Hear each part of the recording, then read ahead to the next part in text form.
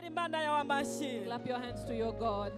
Tugiye guhaguruka twihangane. We're going to stand up. Please be patient with Tugiye us. guhaguruka. We're going to stand Niba up. utarwaye ihangane n'iminota If you're mikeya. not sick, please stand up. Kubaha imana yacu. Let us honor our Kereka God. niba wumva ufite intege nke z'umubiri. Unless you feel weak, Ariko ugiye kubwira imana ngo you're mana. going to tell your God, Nitandukanyije n'imyuka yaje inkurikiye. I separate myself from the spirits that follow me, Ishobora kunsinziriza muri uyu that mwanya. might bring sleep to me at this moment, Bigatuma ntumva ijwi ryawe. will make me not hear your voice, Bigatuma ntumva icyo washatse and not kumbwira. hear what you want to tell us, Bigatuma nsubirayo nk'uko and that I naje. go back as I Ugiye came. kumanura umuriro You're going w'Imana. to bring down the fire of Wikokoreho God izo and mbaraga. remove these powers from you, Zazana amajwi yo kukongorera. that whisper words to you Bigatuma utakaza icyo wakagombye gukura hano cy'umugisha. and make you lose what you're supposed Reka to take from tuzamure amajwi here. yacu. Let us raise our Witeka voices. Mana Nyiringabo. Almighty God, Twitandukanyije n'imbaraga zose zaje we dukurikiye. separate ourselves from all the powers Mw'izina that follow rya us. In the Yesu. name of Iyo Jesus, myuka yose. all these spirits, Izo mbaraga all zose. these powers, Imbaraga z'amagambo. all these powers of the words Baduherekeresheje ubwo twazaga. that told us how Imbaraga the zatwongoreraga. ones, the powers that we used to walk Ziduca in, that intege. weaken us, Amajwi yatubwiraga ngo mbese urajya he. the voices that Iyo ask us where myuka we're going, yose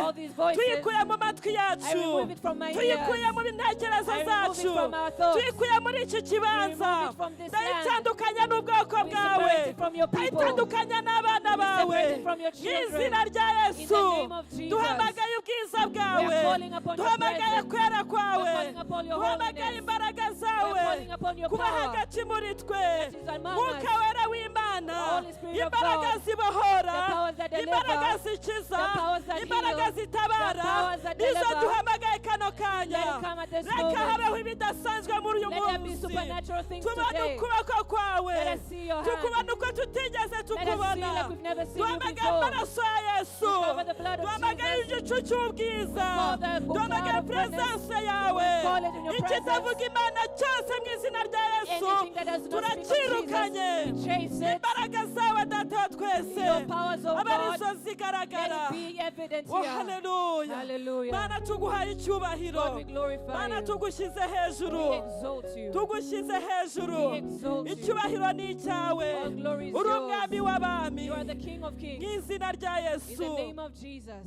Amen. Reka mutaricara tujye gukomera uwo mwami w'abami amashyi. Before you sit down, let's clap our hands to our God. Uwiteka Mana y'amashyi ni ayawe. Almighty God, this is your hand. Ongera iyo Clap. Mana amashyi menshi Clap your cyane. hands to your God. Umwami wacu arakomeye. Our King Ni is mighty. umunyembaraga. He is Ongera iyo powerful. Mana yawe amashyi. Clap your hands to your God Umwami once wacu more. akwiye gukomerwa amashyi. Our King is worthy Ni of our umwami hand clap. w'abami. He is the Ni King of umutware Kings. w'abatware. He is the one that has Muhe authority. ikaze. He is at all Uwiteka times. mwami wacu tuguhaye ikaze muri Almighty iki God, kibanza. we give you all this Reka clap. nawe ari twebwe. Let it not be Izina us. ryawe rishyirwe hejuru. name be exalted. Ubutsinzi n'ubwenge guhora ku ngoma. Victory is yours. Twamamaje kugira neza kwawe. Thank you for your Twamamaje goodness. imbaraga zawe. We call upon your Icyubahiro power. ni ikibi All cyawe. glory is yours. Mu izina rya In the Yesu. name of Jesus. Amen. Amen. Imana ibaha umugisha. May God bless you. Mwakwicara mu kubaha Uwiteka Imana Nyiringabo. Please take your seats in the presence of the Almighty God. Usuhuze mugenzi wawe ukwegereye. Greet your neighbor sitting next to you Mubwire ngo Yesu aragukunda. and tell them that Jesus loves you. Mubwire ngo Yesu aragukunda. Tell them that Jesus loves you. Haleluya. Amen. Mubwire ngo Yesu aragukunda. Tell them that Jesus loves you. Njye mbakunda urukundo rw'Imana. Njye mbakunda urukundo rw'Imana. Iyo mbarebye nkabitegereza mbabonamo bwiza bw'umucunguzi. Amen. Amen. Ibingibi twabihereye guhera ku wa gatanu. We started this on Friday. Hari urukundo rw'Imana na n'uyu munsi ruracyahari. There's a love of God here and it's still here Twabonye even today. gukundwa n'Imana. We've seen being loved by God. Nagira ngo nsabe uriya muntu wa keyboard ntajye kure. I want to ask the keyboardist to not go Ahubwo far, avuze gahoro. but to play quietly. N'abaririmbyi nabo bigire hafi avuze gahoro. The singers to be close by as they play Igihe tuza kuba tuvuga ijambo ry'Imana. when we'll be speaking of the word Kubera of ko God. Yesu Because Jesus arashaka yuko duhimbaza urukundo rwe. Jesus wants us to magnify his love. Hallelujah. Hallelujah. Arashaka ko tubikora He wants us to do so. kandi tukabikora turirimba. And we do it in singing. Uri urukundo rutera ibyishimo n'umunezero. Love causes joy and Buriya happiness. ntushobora kuririmba ntushobora gukunda umuntu nta byishimo biri muri wowe. You cannot love someone if you Ntabwo don't have joy bishoboka. in you. It's not possible. Ariko ikintu Yesu ashaka But what Jesus wants arashaka ko umutima wawe uririmba. is that your heart sings. Ntashaka kuririmbisha umunwa.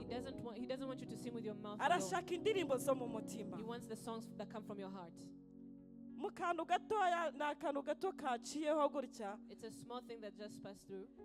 Nabonye abantu dufatanye amaboko. I saw people holding hands together, Ariko turirimba twishimye. but we were singing and we were joyful. Twaririmbaga ariko dufatanye We amaboko. were singing but holding Kandi nta hands. handi ni hano. It's here, nowhere Hallelujah. else. Hallelujah. Umutima wishimye rero A uraririmba. heart that is joyful sings. Umutima wishimye A uraririmba. heart that is joyful sings. Nagira ngo niba wumva byari byananze. I want you, if you feel like it did not work, Niba byari byanze. if it had failed, Wongere kwishakamo indirimbo. seek for songs within you. Wongere kwishakamo indirimbo. Seek for songs within you. Hallelujah. Hallelujah. Niyo mpamvu mubwiye ngo ntagende akomeza ashyiramo ka music gakeya. That is why I've asked you to stay put. Hallelujah. Hallelujah. Wasitare Mesaya. Imana yacu ni urukundo. Our God is love. Imana yacu iradukunda. Our God loves us. Hallelujah. Hallelujah. Niba n'abantu bari batakigukunda If people yewe. do not love you anymore, Ubona byarananiranye bisigaye if you byaragabanutse. see that the love had reduced, Menya ko hari Imana igukunda. know that there's a God that loves you. Niba wari usigaye ufite za reclamation muri wowe ariko nta n'umuntu If you ukinkunda. still have questions within you asking, is there anyone that loves Yesu me? waragukunda. Jesus loves you. Hallelujah. Hallelujah. Ntabwo byarangiye Yesu It did aracyagukunda. not end. Jesus still loves you. Hari igihe tubyibagirwa. At times we forget this. Hari igihe tubyibagirwa. At times we forget Ariko this. Yesu But aracyagukunda. Jesus still loves you. Hallelujah. Hallelujah. Reka dukomere iyo Mana yacu Let us amashyi. clap our hands to our God. Turi mu mwaka wo kugendana n'Imana. In the year of walking with God, Tugeze mu kwezi kwa gatandatu. we're in June.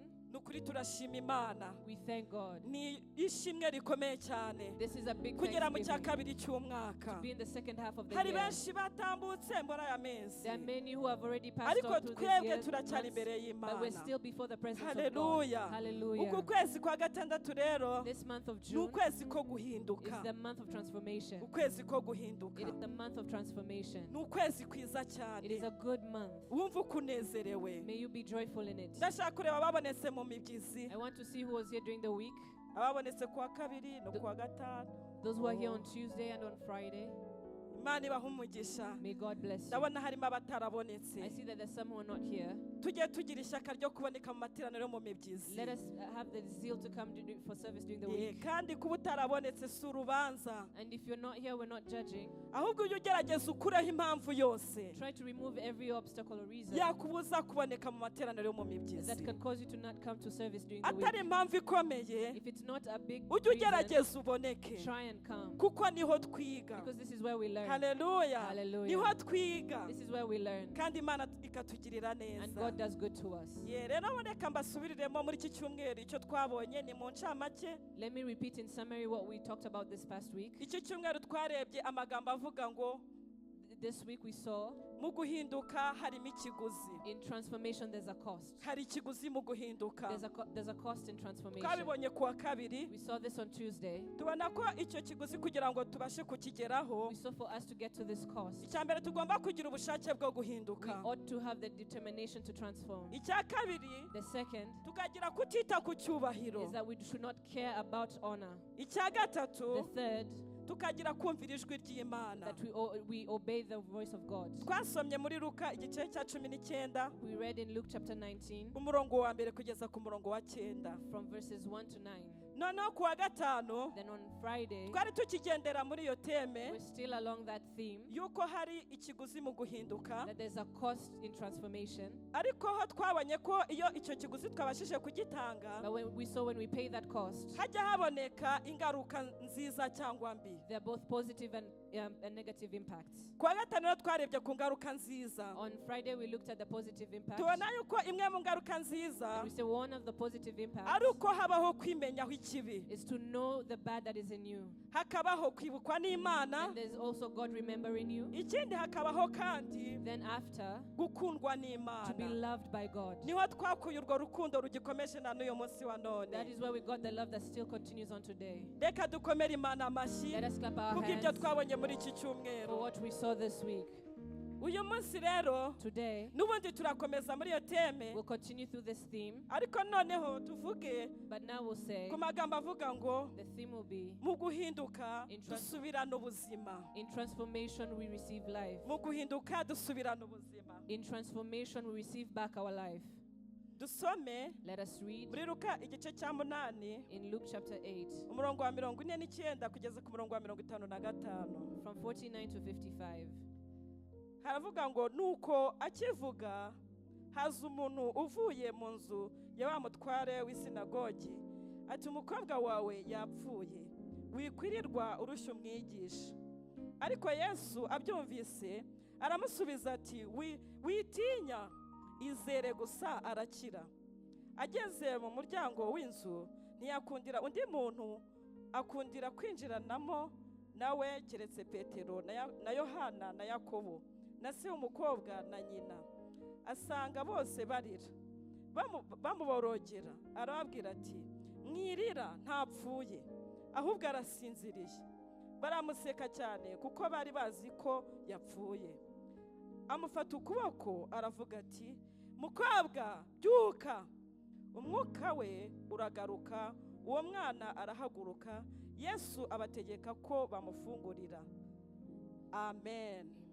While Jesus was still speaking, someone came from the house of Jairus, the synagogue leader. Your daughter is dead, he said. Don't bother the teacher anymore. Hearing this, Jesus said to Jairus, don't be afraid, just believe and she will be healed. When he arrived at the house of Jairus, he did not let anyone go in with him except Peter, John, and James, and the child's father and mother. Meanwhile, all the people were wailing and mourning for her. Stop wailing, Jesus said. She is not dead but asleep. They laughed at him knowing that she was dead. But he took her by the hand and said, my child, get up. Her spirit returned, and at once she stood up. Then Jesus told them to give her something to eat. Amen. Amen. Reka dukomere iyo Mana yacu amashyi. Let us clap our hands to Kubw'ijambo our God ryayo. for his word. Bwira mugenzi wawe ngo dusubira mu buzima. Tell your neighbor we're going to get back our life. dusubira mu buzima. We're going to get back our life. aha turabona inkuru z'umutware witwa Yayiro. Here we see the story of Jairus. Yayiro yari umutware, Jairus was a leader. yari umutegetsi, He was a leader. ariko rimwe aza guhura n'ikibazo gikomeye. But one time encountered a big problem. ni ukuvuga ngo iyo uri umuyobozi cyangwa uri umutware, When you're a leader or have authority, mu bifatika ntacyo uba ubuze. intangible things you have aho everything. washaka hose wahivuza, Wherever you search for, you can get. aho washaka hose wakomanga bakagukingurira. Wherever you knock, the door is opened. icyo wakwifuza cyose haba mu gihugu ndetse no hanze yacyo Whatever you desire, whether it's in the country or wabasha outside, kukibona. you can get it.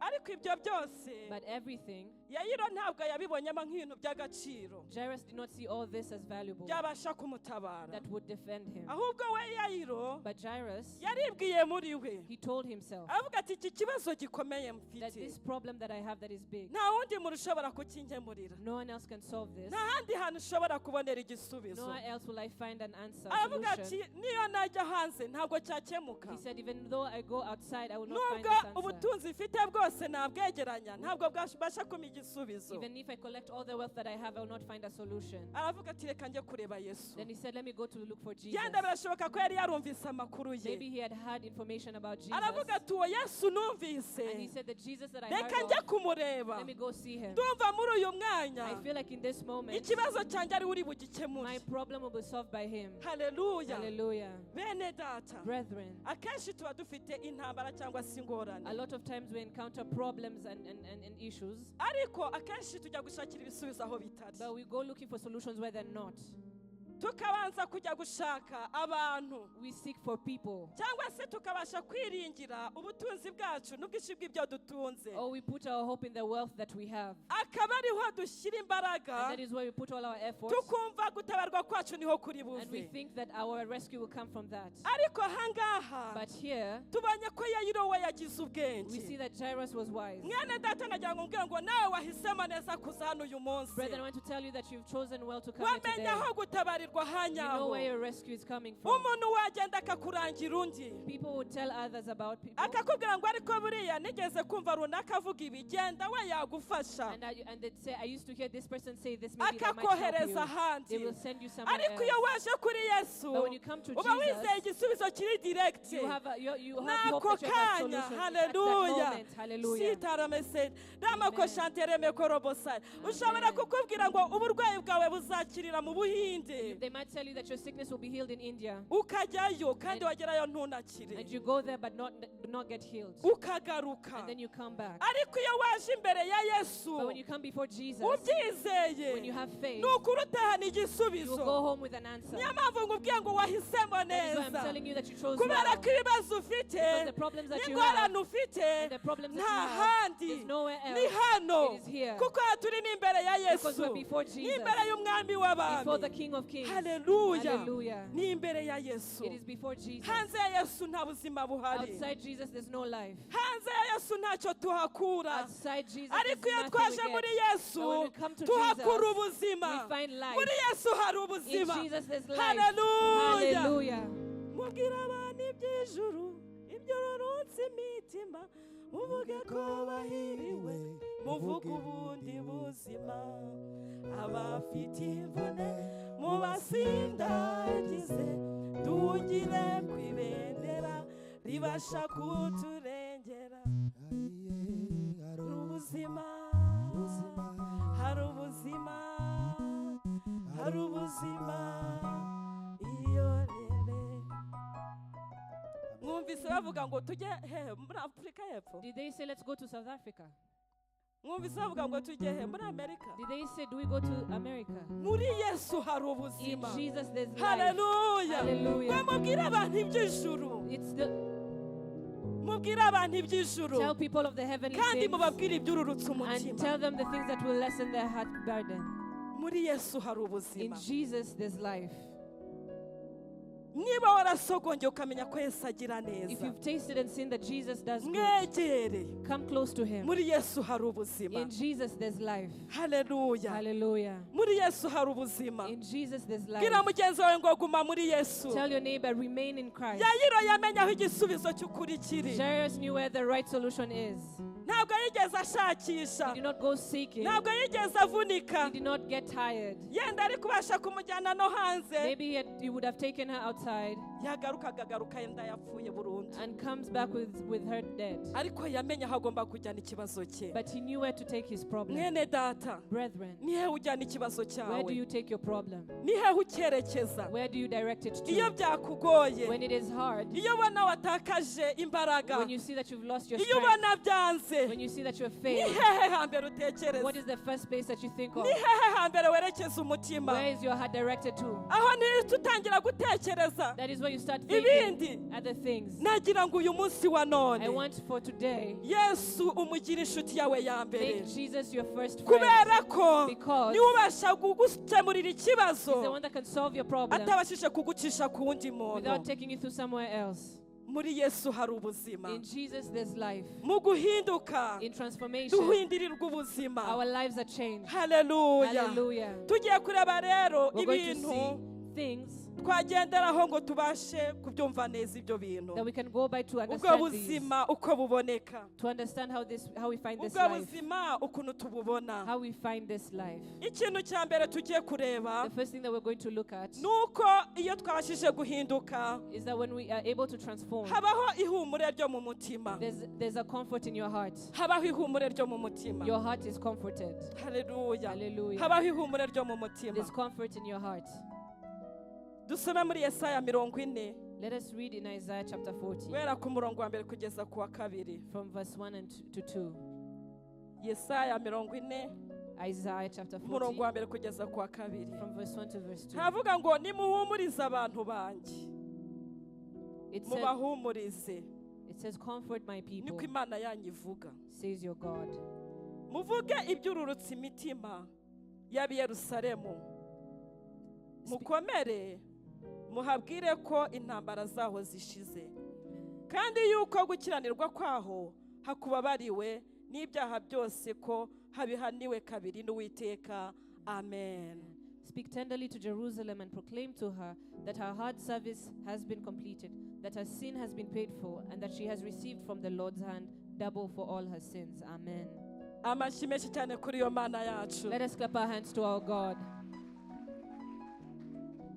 Ngo nimuhumurize abantu banjye, Comfort my people. ihumure ryo mu mutima. Comfort in the heart. Ahangaha Yayiro amaze kumva inkuru mbi When Jairus received the bad news yuko uwo yari agiye gutabariza byarangiye, that the person he was looking for rescue, it was done, umutima we wahise ushiguka, his heart was broken. uranyeganyega. He was shaken. Nukuri mu by'ukuri yaranyeganyeze. Truly his heart was shaken. Byibaze ko yari agiye gutabaza Yesu, Think about it. He had gone to seek for Jesus, ariko noneho atarandagerayo, but before he had even gotten to him, kuko uwo muntu waje kubibabwira because the person that came to tell them, yabasanze mu nzira bataragera no mu he rugo. found them on the way before they'd gotten to the house. Nk'uko twabisomye, As we have read, yamubwiye ngo wikwirirwe urushya he told umwigisha, them, do not disturb the teacher, ahubwo wa mwana but byarangiye. for that child, she's already dead. Haleluya. Hallelujah. Aravuga ngo He byarangiye. said it's already done. Muri kariya kanya In that short time, hamwe n'igihunga there was no worry kunyeganyega k'umutima, and the shaking of the nta heart. kindi kintu Yayiro yari There was akeneye nothing else that Jairus needed uretse ijambo ryo other kumukomeza, than a comforting word. uretse ijambo ry'ihumure. Other than a comforting word. Umutima iyo unyeganyeze, When the heart is shaken, ibintu byose biba byarangiye. everything is Ni finished. ukuvuga ngo ntushobora gutekereza It neza, is to say you cannot think nta anything nubwo else. ushobora kumva ko hari ikindi kiri You bukurikire, cannot think of anything that will ahubwo follow. uhita ucika intege But instead you rwose. become weak. Bene data, Brethren, Yesu yaramubwiye ngo Jesus told him, witinya, do not be afraid. izere wowe, Just have faith. arakira. She will be healed. Haleluya. Hallelujah. Hari ibibazo binyeganyeje There umutima are problems wawe, that have shaken your heart. ku buryo usigaye uririmba indirimbo zo ku munwa Until you ariko sing zidahamanya n'umutima things wawe. that are not aligned with Muri your heart. iki gitondo And this morning, Yesu ijambo aratubwiye ngo Jesus is telling us, nimuhumurize abantu banjye. comfort my people. Yesu arashaka kuguha ihumure, Jesus wants to give you comfort. kandi ihumure ashaka kuguha n'iryo mu And the mutima. comfort that he wants to give you is of the heart. Haleluya. Umuntu Hallelujah. yakubwira ngo humura When someone tells you be comforted, ariko ntagire ikindi akora, and they don't do anything nanjye else, nabikubwira I can tell you as ariko well, singira icyo nkora. but I won't do Ariko anything. Yesu we But Jesus arakubwira himself ngo nimuhumurize is telling abantu you, banjye, comfort my ngo people, nimubabwire ibyururutse and imitima. tell them things that will comfort their hearts. Haleluya. Hallelujah. Nimubwirane zaburi nshya Speak of the songs n'indirimbo nshya, and the new songs. mwitinya, Do not be afraid. nimwizere. Just have faith. Haleluya. Hallelujah. Kugira ngo bashe guhungabana, For you to be able to be shaken ni ukuvuga kuba waratentebukiwe. is because trauma has come to you. Ihumure waribwiwe kenshi, You've been comforted a lot of ariko times, kubera kunanizwa but because of being bigeraho worn out, ubibona nk'ibintu you see bisanzwe. it as it's normal. Ariko uyu munsi But today, nagira ngo nkubwire I ngo want to tell you, Imana yaje kuguha God ihumure. has come to give you comfort. Ntabwo nzi ikinyeganyeje I do umutima not know what wawe, has shaken your heart. ntabwo nkizi, I do not wowe know. urakizi, You yourself know ariko it. nagira ngo nkubwire But I ngo want to tell Yesu you, arakubwira ngo Jesus witinya, is telling you, do not be ongera afraid. uzamure kwizera kwawe, Raise your faith. ongera uzamuke mu rundi rwego Go up another level rwo kwizera. of having faith. Yesu yaramubwiye ngo witinya, Jesus said, do izere arakira. Do not be afraid. Have Shimwa, faith. You will be healed. haleluya. Hallelujah. Watasantere mekoroboshan, aketekere mekorobosan. Yesu arakubwira ngo Jesus is ongera telling you, wizere, have faith once more. ongera uzamure kwizera kwawe. Raise your faith Ni again. igiki cyari What kikunyeganyeje? has shaken you? Ni igiki cyari kikubabaje? What has hurt Ni you? iki cyari cyarakumazemo ihumure What has ry'Imana? removed the comfort of God in you? Ihumure ry'abantu ntacyo ryakumarira. The comfort of people had no use to you. Haleluya. Hallelujah. Umuntu yakubwira ngo witinya ariko ntagire icyo akora. When someone tells you do not be afraid and not Ariko do uyu munsi anything, waje hano uyu but today munsi you've come here, Yesu arakubwira ngo witinya Jesus is telling you do not kandi be hari afraid, icyo agiye and that there's kubikoraho. something about God to do. Hallelujah. Hallelujah. Witinya kandi hari icyo agiye Do kubikoraho. not be afraid, and that He's going to do something as well. Amen. ntabwo ari kuvuga ngo witinya ntacyo yizeye. He's not telling you do not be afraid and there's nothing else to have faith on. Nje nabikubwira ngo witinya singire n'icyo nkora nyuma. I can tell you do not be afraid and I not do anything. Ariko Yesu ndamukunda. But I love Jesus. Yesu ndamukunda cyane. I love Jesus very Shobora no much. kubikubwira ngo witinya n'icyo nguhaye nikigere kuri cya gisubizo cyawe neza. I can tell you do not be afraid and give you something but it won't solve your problem as you want. Nukuvuga ntigisubize ikibazo ufite. It will not solve your problem as you desire. Hallelujah. Hallelujah. Nkabivuga ariko singere hahandi wumva ushaka. I can tell you but it won't get to you where you want it to go. Simagera ukumva ndi kubivuga ndi kubicaho ku ruhande. Ukumva mbese mbwira ngo ariko wakoza. I can tell you, but you won't feel it as you want, as you desire for it to ariko uyu munsi you. wa none But today, Yesu aravuze ngo nituvuge amagambo yo kubahumuriza. Jesus is saying, let us speak tenderly. Impamvu abivuga The reason why he's saying nuko hari this icyo yiteguye is that kugukorera. he's ready to do Wowe waje something. hano uyu You who is munsi here today, nagira ngo icyo kibazo ufite I want you for the problem that Yesu you have. arakizi God, Jesus knows kandi hari it. icyo agiye And there's kugikoraho. something he's going to do about it. Witinya rero Do not be afraid. wabashije kugera hano Because you've been here, you're here already. uyu munsi Today, ntukubere nk'iminsi isanzwe. let it not be like every other day. Ntuwumenyere Do not be ahubwo familiar zamura with this. kwizera kwawe. Raise your faith. Zamura kwizera kwawe. Raise your faith. Iyo ndwara irakira. That sickness will be healed. Haleluya. Hallelujah. Zamura kwizera kwawe. Raise your faith. Haleluya. Hallelujah. Wasatara makoshaya. Hareme uko teke santara makuru. Reba santire mekora. Yesu aravuga ngo Jesus is saying, dore ukuboko kwanjye ntikwananiwe gukira za. my hand is not too short to heal you. Ntabwo n'ikiganza cyanjye cyabaye kigufi. My hand is not too Ngo short kinanirwe kugutabara. that will not rescue you. Haleluya. Hallelujah. N'Imana ibyivugira. It is God himself Ntabwo ari who njye uri spoken. mubivuga. It is not I who speak. ngo babwire ko ibyaha byaho Tell them that habibabariwe their sins kabiri have been no forgiven gukiranirwa double, kwaho. and their Wikwita ku righteousness. byaha Do byawe. not care about your Tumaze sin. iminsi twiga. We've been learning this past Tumaze few iminsi days. dushaka guhinduka. We spent time trying to Nukuri Imana transform. yarabibonye kandi irabona ubushake dufite bwo God guhinduka. has seen the zeal that we have to transform. Niyo mpamvu irimo That is kuguhumuriza. why He is comforting you. Hari igihe wicira urubanza There are times you judge yourself ukavuga ngo hari ibyaha byanjye nibyo bituma And you- ntabasha and you gutabarwa. say the reason why I'm not receiving this rest is Ariko because of nagira my ngo ubwire sin. ngo ntabwo ari But I byo. want to tell you that's not Yesu the case. arakubwira ngo humura. Jesus is telling you, be Ibibazo comforted. byawe ndabizi. I know your problems, kandi nizeye ko ngiye and I kubitunganya. believe that I'm going to fix them. Witinya. Do not be afraid. Ongera uzamure kwizera. Raise your faith once Ese more. niki kikubujije kwizera mwene What is causing you data? not to have faith, my Niki brethren? kikubujije What is kwizera? causing you not to have Ese faith? nutizera Imana ubundi urizera If you do not nde? have faith in Jesus, who are you having faith in? Ninde wakwizera muri iyi Who can si? you have faith in this world? Ninde wabonaho ubutabazi? Who can rescue you? Ko n'umubyeyi wawe Even atabishobora. your parent cannot. Ko n'umutware mwashakanye Or atabishobora. your spouse cannot. Ko n'umufasha mwashakanye atabishobora. Even your spouse Aha cannot. ngaho iwo twizeye ni Kristo Yesu. Here we have faith in Utanga Jesus ubuzima Christ, nyakuri. who has the root Muri true we life. harimo ubuzima. In Him there's Muri we life. harimo imibereho. In Him there's the Muri we lifestyle. harimo gukira. In Him there's Muri we healing. harimo gutabarwa. In Him there's Muri we rescue. harimo In kubahoka. Him there's deliverance. Muri we harimo byose. In Him there's Muri everything. Yesu harimo In ubuzima. Jesus there's Haleluya. life. Hallelujah. Amashyi menshi cyane kuri iyo Mana yacu. Let us clap our hands to our Muri Yesu God. harimo ubuzima. In Jesus there's life. Mu guhinduka. In transformation, Kwakira ihumure ryo mu we mutima. receive the comfort of the heart. Ongera uhumurizwe. Be comforted once more. Wowe wumvaga unyeganyejwe. You who have been shaken, Wowe wumvaga byanze. you who've seen that it has failed, Wowe wumvaga nta n'umuntu ugishaka. you who did not want anyone around you, Ukumva nta n'umuntu ugishaka kubona cyangwa kubwira ibyawe. you did not want to see anyone or tell anyone your problems. Akira ihumure ry'Uwiteka Imana Nyiringabo. Receive the comfort of the Almighty God. Niwe ubasha kuguhumuriza kandi akagira icyo akora. He's the one who can comfort you and do something as well, Kuko niwe ushobora byose. because He's the one who is able to do everything. Haleluya. Hallelujah. Icya kabiri The second thing tubona that we see nuko habaho is that gusubirana ibyiringiro. we receive hope again. Tubonamo gusubirana ibyiringiro. Our hope is renewed.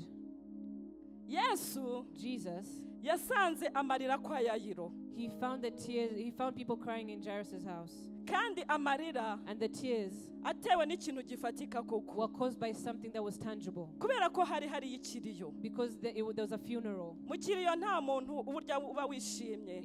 In a funeral, there's no one who's joyful. Nubwo wabona amarira adashoka, Even though you do not see ariko tears, imitima yabo ibirira. their hearts are crying. Imitima ibirira. Their hearts are crying. Abatekereza byinshi uwo muntu n'umumaro yari abafitiye. They think of what killed that person and the purpose they had in their lives.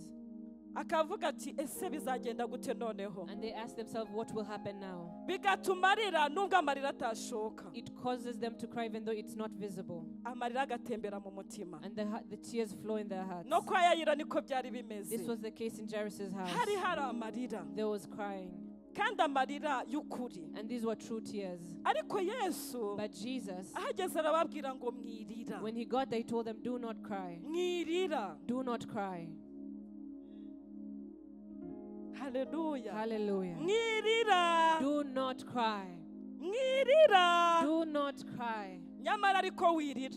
But you're still crying.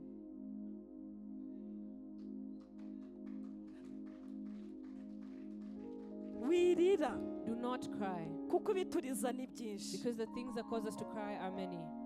Ibituriza muri iyi si ni byinshi. The things that cause us to cry are many. Ibituma turira ni byinshi. The things that cause us to cry are many.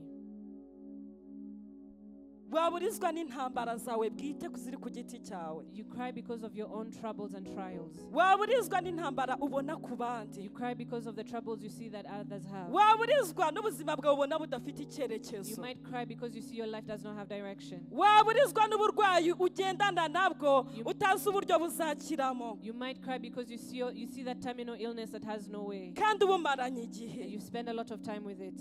Yesu ikintu yavuze hano Jesus, what he said here, ntabwo yashatse kurirana nabo. he did not want to cry with them. Ntabwo yigeze yifatanya nabo mu kurira. He did not cry together with them. Oya. No. Yesu yarababwiye ngo mwirira. Jesus told them, do not cry. Nawe uyu munsi Even you today, Yesu arakubwira ngo Jesus is telling you, nubwo ibikuriza bitonze umurongo even though the things that cause you to cry are listed before you, ni ukuri wirira. do not cry. Yesu ahanagura amarira. Jesus will wipe away your tears. Icyarizaga kwa Yayiro bari babuze umuntu. The things that cause people to cry in Jairus' house is that they lost someone. Bene data reka mbabwire. Brethren, let me tell you, Iyo umuntu yapfushije abababaye. when someone has lost a beloved, they're sad. Nubwo yakwemerera ngo yego singiye kurira ndabiretse. Even though they allow and say, I won't cry, Ariko iyo ageze imbere amarira arongera agatemba. but when they go further along, their tears flow. Ariko Yesu yarabwiye ngo mwirira. But Jesus told them, do not cry. Hari ibibazo ugira. There are problems that you have. Hari intambara ucamo. There are trials that you're going Hari through. urugamba urwana. There's a battle that you're fighting. Ukumva yuko uzarushobozwa n'abandi And bantu. you feel like other people will help you. Ukumva You feel ikiriho that whatever's there nuko wajya kuririra mugenzi is that I will go wawe. and cry to my neighbor. Ukamubwira akababaro And that you will tell kawe. them your pain. Ukamubwira uko byatangiye n'aho And you tell them bigeze. how it's all going through from the beginning to the end. Yawe hari n'igihe umubwira n'uko And byarangiye. you'll tell them even how it ended. Ukamubwira inkuru You tell zose. them everything. Nukuri hari n'igihe amarira ashoka urimo kuvuga There ibibazo. are times where your tears flow when you're speaking of your problem. Uwo wagiye kureba nawe akagufasha mu And karira. the person that they're talking to, they also cries. Well. Akakubwira ngo nibyo rwose uragowe. And they tell you that is true, you're Ahubwo se burdened. ubwo bizagenda And gute? they ask you, how is it going to go? Nagira ngo muri uyu munsi wa I want to none tell you today, umenye aho werekeza amarira know where you yawe. direct your tears to. Haleluya. Hallelujah. Menye aho werekeza amarira Know where yawe. you're directing your tears to. Waririra umwana w'umuntu You ntagire icyo You abikoraho. might cry to someone and they might not do anything. Waririra inshuti You yawe. might cry to your friend, Wizeye ko iri bibugufashemo. hoping that they will help in your problem. Ariko ugasanga nawe But ntabishoboye. you'll find that they're not able to help. Akagufasha kurira They will gusa. just help you cry. Yobu yararize. Job cried. Aririra Imana. He cried to God. Reka dusome muri Yobu 16:20. Let us read in Job chapter 16, verse 20. Ngo inshuti zanjye zirankoba ariko ijisho ryanjye rirasuka amarira imbere y'Imana. My intercessor is my friend as my ears pour out tears to God. Inshuti zishobora kukumva. Your friends can hear you. nukuri wavuze amasaha n'amasaha You've spoken for hours and hours, ariko ntagire ikintu agufasha, but they might not help you. ntagire ikintu agukemurira, They might not solve your problem, ahubwo bakavamo kugukoba gusa. but they'll only hurt you more. Yobu yari afite inshuti nyinshi, Job had many friends. Yobu yari afite abantu benshi bavaga mu bihugu n'ibindi bakaza He kumureba. had many people coming from various countries to come see him. Ikintu yakoraga yababwiraga uburyo byamutangiyeho, uburyo yarwaye ibishute, uburyo yishima, uburyo ababaye. He would tell them of how he's hurt, how he got the skin disease, how he was in pain. Ariko ntawe ugeze amubwira ijambo ry'ibyiringiro, But there's no one who gave them a word of hope. ahubwo baramukobye, They only made it worse for him. baramusetse. They laughed at him. Ariko Yobu we But Job, nta kindi kintu there's nothing else yakoze he did ngo ijisho rye that his eye ryariraga amarira would see tears imbere y'Imana, before God. akajya imbere He would y'Imana go before God. akaba ari yaririra, That is where he would cry to. akajya imbere He y'Imana would go before God. akaba ari yereka akababaro That is where ke. he directs his pain Bene to. data, uzi ko Yobu yagezeho n'umugore we amureka, Brethren, even for Job, his wife left him. akamubwira ngo kwihakanye iyo Mana yawe ukipfira. She told him, deny your God and die. Niko yamubwiye. That is what she said. Abandi bakamubwira ngo ubwo n'ibyaha byawe, Others would tell him it's because of your sin. akamubwira ngo ubwo hari ibyo wakoze, Others would tell him it's because of none what you've urimo done. urashaka kubihishahisha. Now you want to hide it. Imana yabirambiwe, Your God is tired of niyo mpamvu it. yaguteje ako That is kaga, why he's caused you this problem. niyo mpamvu umeze That gutyo. is why you're like this. Impamvu abantu badushakira ku bibazo turimo There- ziba nyinshi, The reason why people seek problems within us is because there are lots, kandi ziba ari zo kudushinyagurira gusa. and they're just laughing at us. Nagira ngo nkubwire I ngo want to tell you, mu byo urimo kunyuramo in byose whatever you're going through, ntabwo ari impamvu it yawe, is not your ntabwo ari own impamvu ya reason. mugenzi It's not wawe, the cause of your friend. ahubwo Yesu arakubwira ngo But Jesus is ngwino telling imbere you, yanjye undirire, come before me and cry to kubera me, ko ninjye uhoza amarira, because I'm the one who wipes away your tears. ninjye uhoza I amarira, am the one that wipes away your tears. ntabwo ari umugabo wawe guhoza ayo It is not your marira, husband that will wipe your tears ntabwo ari away. umugore It wawe, is not your wife. ntabwo ari umwana It is not wawe, your child. nubwo yaba abishoboye Even though they're able afite to, aho agarukira, they have a limit. ariko Yesu yayahanaguye But when Jesus wipes, ayamaraho, He wipes all the akaguha tears, and then He ibyishimo. will give you joy. Haleluya, Hallelujah. ayamaraho akaguha He ibyishimo. will take the tears and give you joy. Hari ibikuriza muri kano There are kanya, things that make you cry at this moment. humura Yesu ahanagura Do not amarira, worry, Jesus wipes away the tears. ubwo burwayi burakurijije, That sickness is making you Yesu cry. ahanagura amarira, Jesus will wipe away those tears. agahinda karakurembeje, That sorrow is Yesu burdensome to ahanagura you. amarira, Jesus will wipe away your tears. Yesu ahanagura amarira. Jesus wipes away your Subiramo tears. ibyiringiro, Have hope once more. Yesu araguhumuriza. Jesus is comforting you. Humura, humura, humura, humura, humura, humura, Yesu ahanagura amarira, Yesu ahanagura amarira. Jesus wipes away the tears. Humura, Be comforted. kandi ntayahanagura And He nk'abantu. does not wipe like others. Iyo yahanaguye ayamaraho, When He wipes away, He finishes akaguha all of it ibyishimo, and gives you joy. akaguha He umunezero, gives you joy and happiness. akaguha icyo abantu batashobora He gives you what kuguha. others cannot give to you. Yesu Jesus, arashaka gusubiramo He ibyiringiro, wants you to renew your hope. aho wari waratakaje Where ibyiringiro, you had lost your hope from, aho wari usigaranye amarira where you gusa, only had tears, ahahandi wajyaga no kuvugisha umuntu, where you'd go and speak to amarira someone akagutanga imbere. and your tears would go before you. Yesu arakubwira ngo humura, Jesus is telling you, aje be comforted. kuguhanagura He's amarira. come to wipe away your tears. Hari ayo urarurira, There are those that you cry abantu badashobora sleeping. no kubona, People that cannot see this. abantu ntibashobora kuyabona, People cannot see these tears kuko urabyuka ukiherera ukarira, because you wake up and you cry. ugafata amasengesho ukayavamo ugasubira mu You yandi, take prayers and pray even more, ariko ugakomeza ukarira. but you continue to cry. Uyu munsi ni wo wa nyuma, Today is the last ntabwo ayo day. marira uzongera You kuyabona will ku not maso cry yawe, those tears again, kuko Yesu yagaruye ibyiringiro because muri Jesus has wowe. renewed hope in you. Ayo marira yashaje kuyakuraho, He's come to take away those tears. reka kurira, Stop crying. subiramo Have ibyiringiro. hope once more. Ndakasotere Mesaya, Hallelujah. n'umwami w'abami, He is the King of Kings. n'ukubera iki watakaje ibyiringiro Why byawe, did you lose your hope? ibyo yakoze What He has done, bigusubizamo may it imbaraga. bring power, Iki strength to kibazo you. ubona aka kanya uyu This problem that munsi you see today, ntabwo aricyo cyenda it will kukwica. not kill you. Yesu arakubwira ngo Jesus is telling reka you, kurira, stop crying. amarira yawe ararangije He has finished ntabwo your tears. uzongera kuyabona ku You maso will not see yawe. your tears again. Haleluya. Hallelujah. Niwe ubishoboye. If you're able to, Yesu niwe ushoboye kuguhanagura amarira He is the one that is able to wipe away your tears.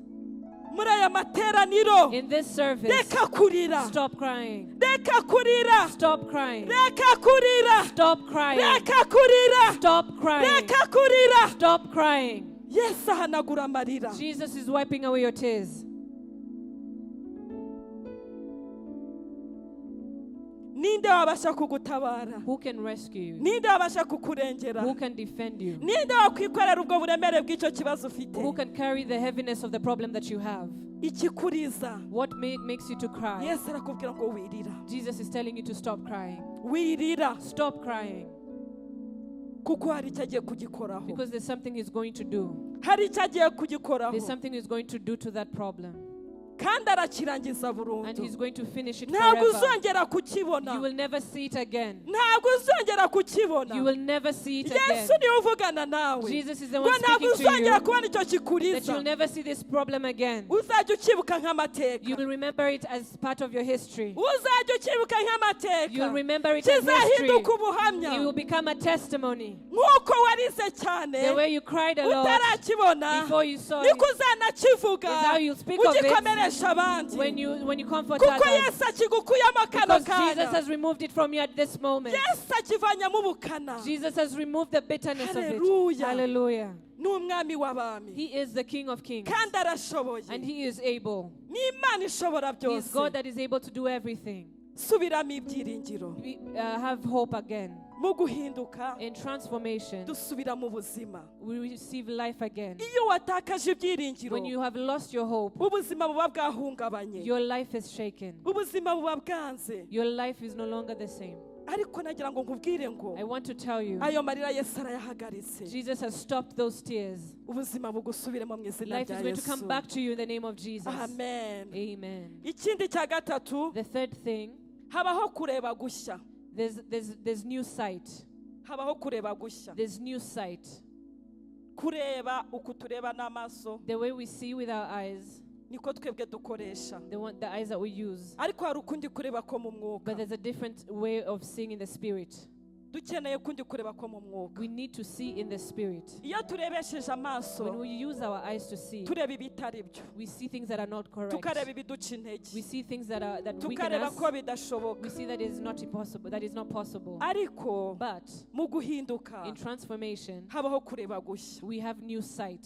Yesu ageze kwa Yayiro, When Jesus got to Jairus' house, yarinjiye he entered bamusanganiza amarira. and they came to him with tears. Ariko Yesu arababwira ngo But then Jesus told them, mwirira, do not cry. ntabwo yapfuye, She is not dead, ahubwo but arasinziriye. she's only asleep. Ni ukuvuga ngo This is to say, abandi babonaga urupfu, others would see death, ariko Yesu akabona ibitotsi. but Jesus would only see hope.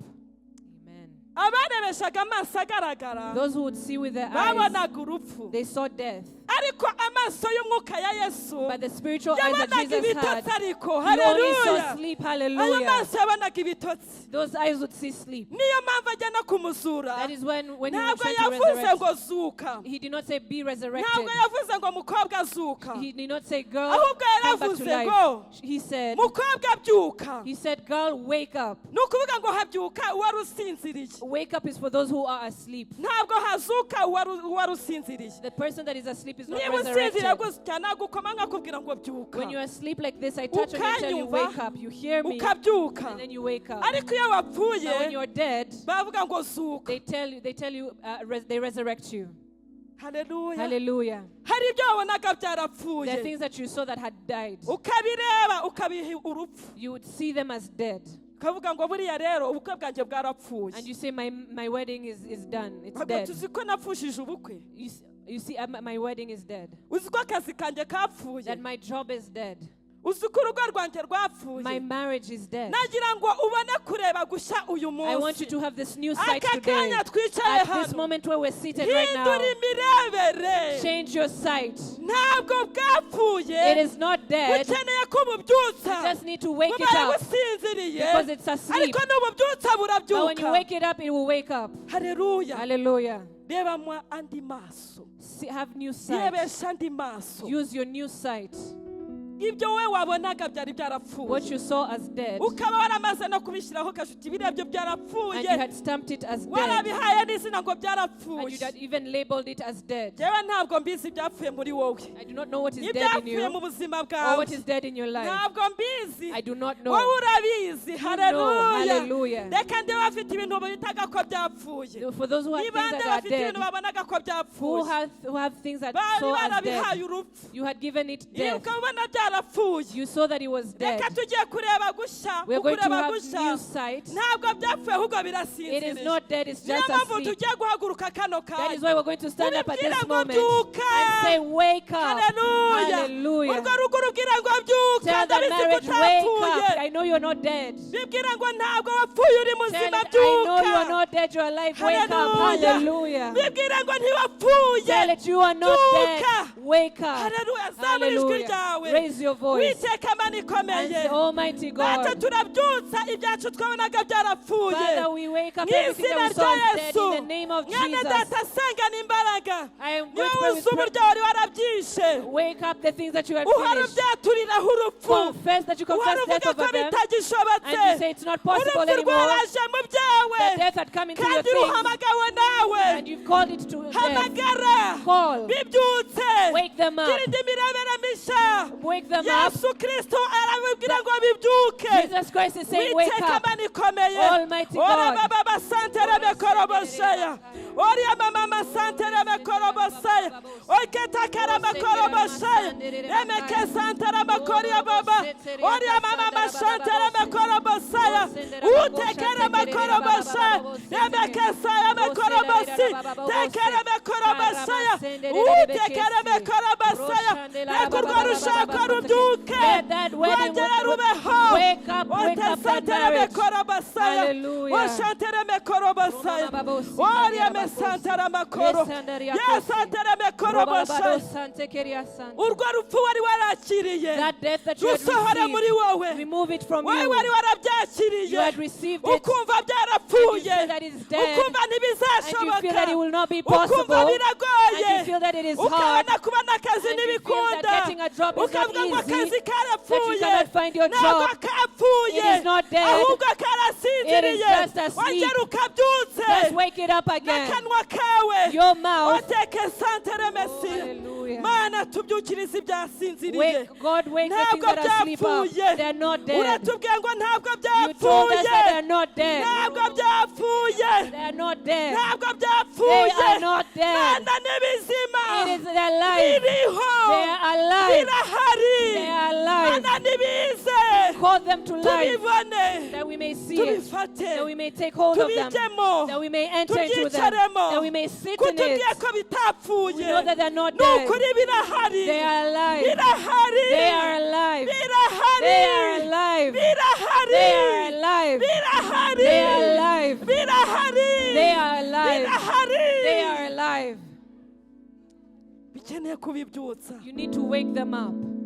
bikeneye kubibyutsa You need to wake them up. ntabwo byapfuye They are not dead. ntabwo byapfuye They are not dead. subira muvuga uti mwami yesu King ibyanjye Jesus, nabonaga ko byapfuye the things that I saw dead, ntabwo byapfuye they are not dead, ahubwo but birasinziriye they are asleep. niyo mpamvu uvuze ngo That is why I aka say, kanya bibyuke right now, let them wake up. bibyuke Let them wake up. bibyuke Let them wake up. bibyuke Let them wake up. bisange Let them come to me. bisange Let them come to me. bihagararemo Let me stand in them. byinjiremo Let me enter. bikoreremo Let me work in them. kuko uri imana Because you are God. haleluya Hallelujah. ibyawe ntabwo byapfuye Your things are not dead. ahubwo birasinziriye They're just asleep. haleluya Hallelujah. ntabwo byapfuye They're not dead. ntiwongere kwatura iryo Do jambo not confess those words again. ntiwongere kuryatura Do not confess it kuko again. nibyo bikomeza kuzana urupfu Because kuri icyo kintu because that is what brings death to that thing. ntabwo byapfuye It is not dead, ahubwo but birasinziriye it's just asleep. bishobora kubyuka They might wake up. haleluya Hallelujah. imana ibaha umugisha May God bless reka you. dukomere imana yacu Let us amashyi clap our hands to our God. ntabwo byapfuye They are not dead. ntabwo byapfuye They are not dead. ndumva bitararangira I feel like it's not yanze done kuva yet. muri njyewe It's not yet done. niba hari abakiri gushidikanya If there's simbizi anyone who's still doubting, ariko I don't ngira know. kwizera But have faith. ntabwo It is byapfuye not dead. hotekesaya ntabwo byapfuye It is mwene not data dead. ntabwo byapfuye It is not dead. va mu kiriyo va mu kiriyo Stop, leave that funeral. va mu Leave kiriyo that funeral. ongera urimba indirimbo z'amashimwe Start singing songs of ntabwo thanksgiving. It byapfuye is not dead. haleluya Hallelujah. yesu we Hallelujah. yesu ni mwiza Jesus is good. yesu araryoshye Jesus is sweet. ajya abyutsa n'ibyari bisinziriye bikongera bikabyuka There's a way he wakes things up that are asleep, and you sit in them and ukabiririmbamo you sing in it. haleluya Hallelujah. ntabwo It byapfuye is not dead. ntiwongere kuvuga ngo napfushije ibi Do not say, I have lost these things. haleluya Hallelujah. yesu kirisito Amen. nimwicarire Please take your seats. ntabwo byapfuye They're not dead. habaho kureba gushya There's new sight. habaho kureba gushya There's new sight. iyo tugize kureba gushya When you have this new sight, imana ibasha kugira icyo ikora God is able to do something. imana ibasha kugira icyo ikora God is able to do something. hari ibyo ikora There's what he does ikabihindura and transforms it ikabihindura and changes it. nagira ngo nkubwire ngo I want to tell you, uri mwiza yesu Jesus, you're good. uri mwiza data Jesus, you're good. imana hari paje y'ubuzima bwawe ihinduye There's a page of your life that God has changed. hari paje y'ubuzima bwawe ihinduye There's a page that God has changed, has turned in your life. imana ihinduye paje y'ubuzima God has bwawe turned the page in your life. hari ibyo we wari wamaze kwica burundu ariko irabizura There's what you have killed, but God has resurrected. hari paje y'ubuzima bwawe nshya There's a ibumbutse new page in your life. Yesu. hari ibyo yesu ahinduye bishya There's what God has made into new. haleluya Hallelujah. hari paje wari ufite y'ubuzima bwawe There's a page of your life wowe that you wari had, waramaze kubona that you saw. haleluya murabona ukuntu ndimo mpindura You see ni how I'm ukuvuga ngo hari changing. ibyanditse ahangaha There's things that I've written. hari ibyanditse ahangaha mureba There's things that you see that I've written. ariko noneho But now, imana igize itya God has done this. He's opened a new page.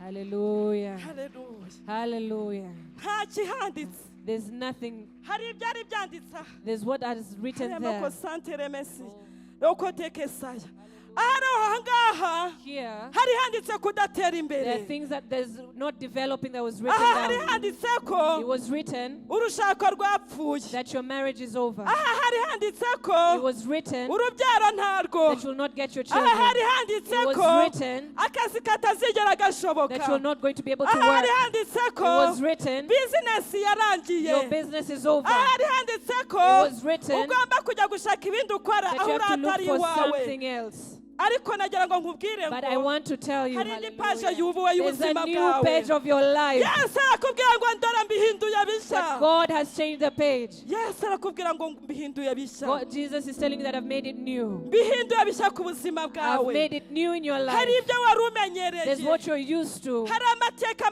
asanzwe wari umenyereye ku buzima There's a bwawe history that you're used to in ariko your hari andi life. mateka atangiye kano There's a kanya new life that is beginning right amateka now. akubwira ngo There's a history that ntabwo was telling you uzakorwa that n'isoni you will not be shamed. muri isoni ntabwo You will zizagukora not be put to shame. amateka akubwira ngo And there's a history that's telling ntabwo you uzatsindwa that you will not be hari defeated. amateka yanditswe ku buzima There's bwawe a history that's written muri over your paje life nshya that says kandi uwiteka akubwira that ngo the Almighty God is nunyura saying mu mazi nzaba ndi kumwe nawe that you go through the waters, I will udaca be no mu with muriro you. ntabwo That you uzashya will go through the fires, kandi you will not ibirimi be byawe ntabwo burned. bizagufata That they will not come aya to ni you. amateka mashya arimo This is new kwandikwa history that is being kuri paje written y'ubuzima in bwawe that page of your life. bene data Brethren, haleluya hallelujah. hari byinshi imana ihinduye There's a lot of things that God has ku changed buzima bwawe over your life. kandi Imana ibikoze kubw'ubuntu bwayo. And God has done it by His grace. Ni Imana ubwayo It ibyivugiye. is God Himself that has spoken. Yicaye kuri ya ntebe. He's seated on Niyo that throne. ibivuze. He's the one that has spoken. Ntabwo ari amagambo It yanjye. is not my words. Birashoboka ko dusanzwe It tuziranye. might be the case that you Ariko know ibi each bintu other. ntabwo ari njyewe But these things ubikubwiye. are not me who is Ngo speaking. yicaye kuri ya ntebe It is the iravuga one that is ngo speaking on the throne dore byose ndabihindura that I bishya. have changed everything new. Haleluya. Hallelujah. Ntabwo ari njyewe ubivuze. It is not I who has Yicaye spoken. kuri ya It ntebe. is God that has spoken. Yicaye kuri ya The ntebe. one that is seated on the throne Niyo ibivuze. is God that has spoken. Ngo dore byose ndabihindura That I bishya. am making everything new. Kandi ayo magambo nayo And these kwizerwa. words are to be trusted. Niyo yicaye kuri ya ntebe It ibivuze. is the one that is seated on the Ntabwo ari throne. amagambo It is yanjye. not my words. Ni Imana It is ibikubwiye. God that is speaking. Habayeho paje nshya y'ubuzima There's a new bwawe. page over your life. Paje ya mbere yabumbwe. The new page has been Habayeho turned. kubumbwa. There's been Habaho gufungura there's gushya.